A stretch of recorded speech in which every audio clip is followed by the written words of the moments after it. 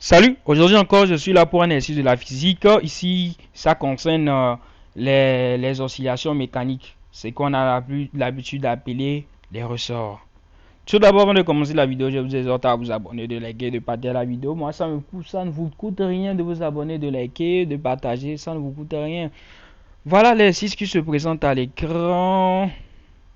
Voilà l'exercice qui se présente à l'écran. Bon, c'est juste une tige horizontale, hein.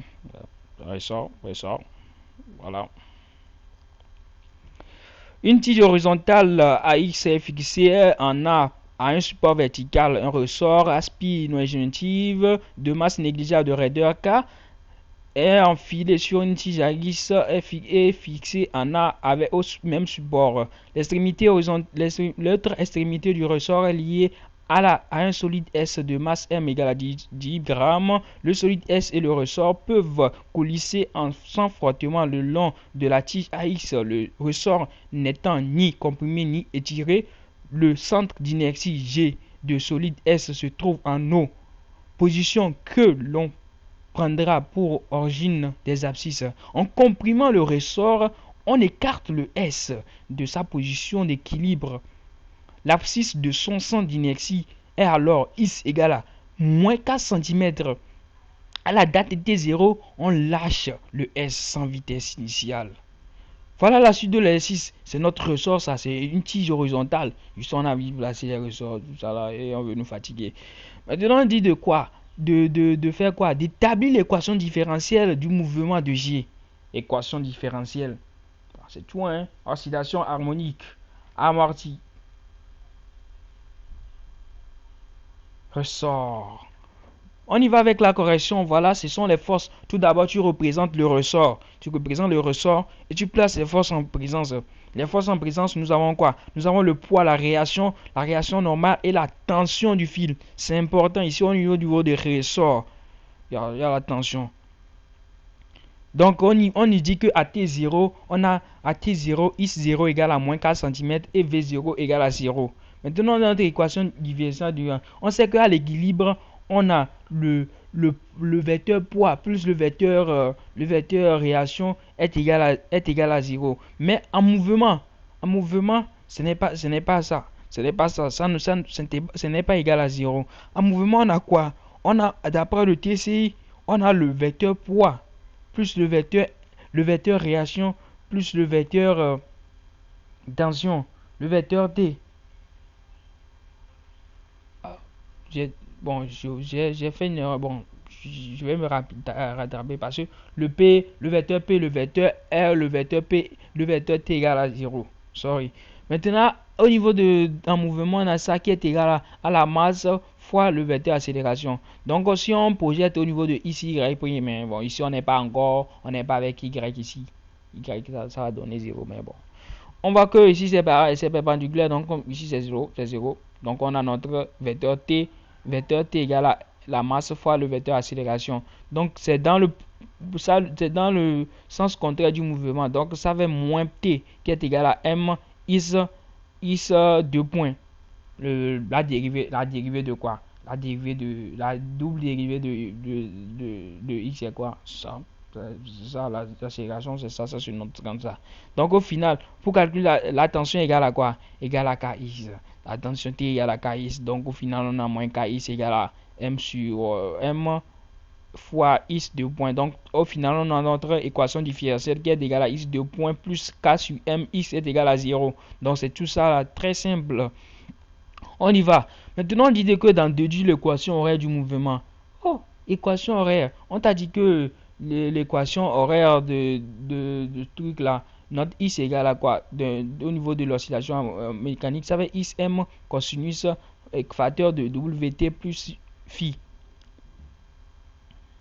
Donc au final, on connaît notre W. Notre W égale à quoi? Égale à la racine de K sur M. Or, on connaît le K, on connaît la masse. Donc on détermine. Maintenant, à T égale à 0, on a T égale à 0. Donc on remplace T ici par 0. Donc ça fait Is égale à Is 0. Le M c'est 0. Hein. Parce qu'on a à T 0. Cosinus phi. Maintenant, notre Is M égale à Is 0. Parce qu'à T 0. Notre Is M égale à Is 0. Donc, égale à Is 0.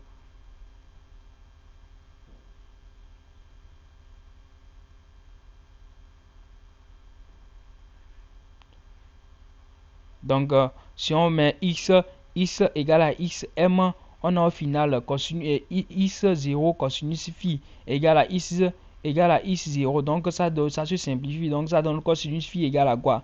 Égale à quoi? Cosinus phi égale à quoi? Égale à 1. Égale à 1. Cosinus phi égale à 1. Maintenant, on passe au niveau de v. Pour calculer le v, ça fait la dérivée de x, non?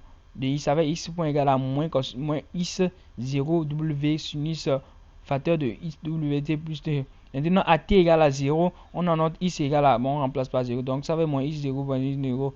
Donc, ça fait ça. X point égal à 0. Donc, on pose, c'est ici, c'est x point m égale à 0. Donc, x point égale à x. Donc, on a en final notre sinus phi égale à 0. Notre sinus égale à 0. Donc, on a cosinus phi égale à 1 et sinus phi égale à 0. Donc, notre phi égale à 0. Notre phi égale à 0.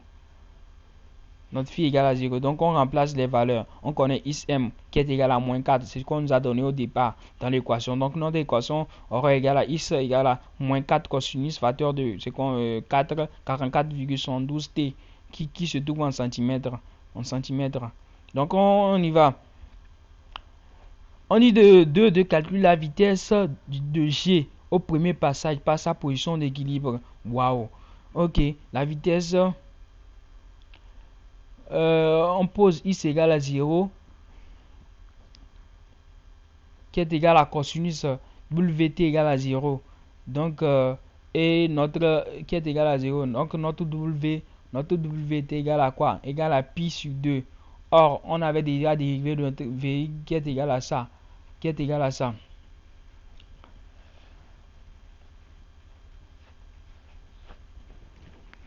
Qui est égal à ça. Donc, au final, on remplace notre wt égale à pi sur 2.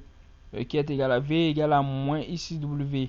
Donc notre vitesse égale à 1,8 mètres par seconde. Ils ont dit quoi? Ils ont dit que la vitesse au premier passage par le point d'équilibre. Le point d'équilibre x égale à 0. Maintenant, tu auras d'exprimer à la date t l'énergie cinétique de S, l'énergie potentielle de S liée au ressort. On considère que l'énergie potentielle pour la position d'équilibre du système est nulle et en déduit l'énergie mécanique et montrer qu'il existe une constante, qu'elle est constante et calculer sa valeur. Ok, d'accord, on y va.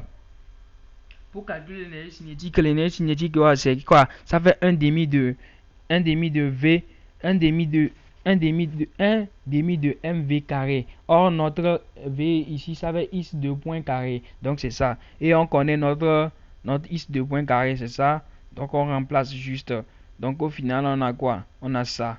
Maintenant, l'énergie potentielle du pesanteur égale à 0. L'énergie de pesanteur égale à 0 et l'énergie potentielle électrostatique P égale à 1 demi de kx carré. Parce que eux-mêmes, ils ont dit quoi? Ils ont dit que l'énergie potentielle de la position du système de pesanteur, c'est nul, est nul. Donc, c'est ça. C'est égal. Maintenant, ici, on a l'énergie électrostatique. L'énergie électrostatique n'est pas nulle. Si on avait dit que ce n'était pas nul, on allait mettre 1 demi de mgh.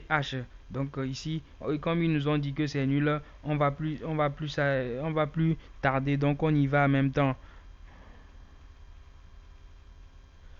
Donc ça fait EP égale à 1 demi de kx carré. Donc kx carré, on connaît notre x. Donc on remplace notre p égale à ça. Maintenant, il faut montrer que l'énergie totale est constante. Donc, pour calculer l'énergie mécanique égale à l'énergie cinétique plus l'énergie potentielle, on le WK égale à K sur M. Donc, tu remplaces ça, on met ça en facteur. Ouais, c'est ça. Tu vas mettre, on met ça là ici en facteur. X0 carré K sur 2. Donc, ça reste on sait que ça égale à 1. Donc au final, notre énergie mécanique égale x carré K sur 2. Donc c'est constant. Donc égal à 1,6 fois 10 puissance. C'est constant. 1,6 fois 10 puissance moins 2 joules.